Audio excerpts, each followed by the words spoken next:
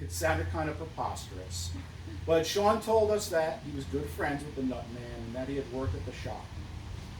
So lo and behold, last year, the mock trial team went to the regional competition in Binghamton, and during a break between rounds, Sean led us all through the city streets to the Nutman, where a dozen teenagers and me, dressed in business suits and carrying briefcases, crowded into the tiny shop, and Sean went behind the counter and gave us out free bags of peanuts and almonds and other things.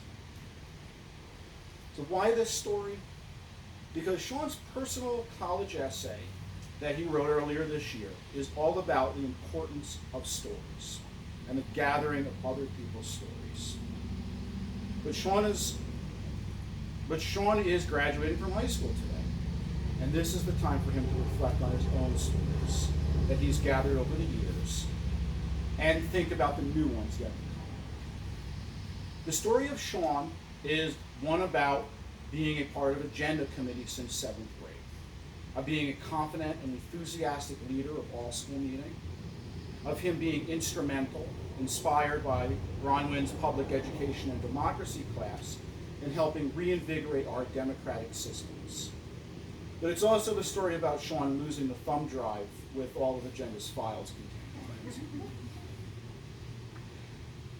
It is also the story of Sean as captain of the mock trial team, leading us with skill and style to victory at the county competition and to the final round of the regionals, and then contributing to an international incident that rocked the mock trial community to its core, or so it seemed at the time. It was fine. Sean's stories are about working at the Johnson Art Museum and spending every Thursday morning surrounded by and working with phenomenal artwork in a labyrinth of spare concrete shaped like a giant sewing machine. It's his stories from his trips to New Orleans, every day working on somebody's house, to come home to play cards at the dinner table, to cook with your pals or lounge around out on the porch in the evenings, to walk through Bayou St. John and say hi to everyone sitting out on their stoops, to have alligator hot dogs in the French Quarter or Popeyes across the street from Lester's. It's the love of the story and the experience, to take in the world, to experience things for their own sake, that make Sean who he is.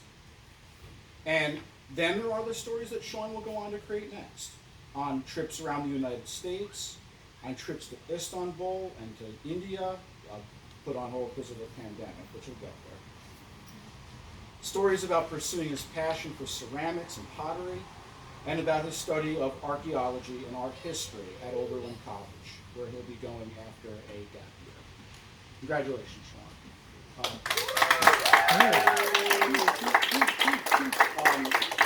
You'll get your book and your diploma and a flower. There he goes. Yeah.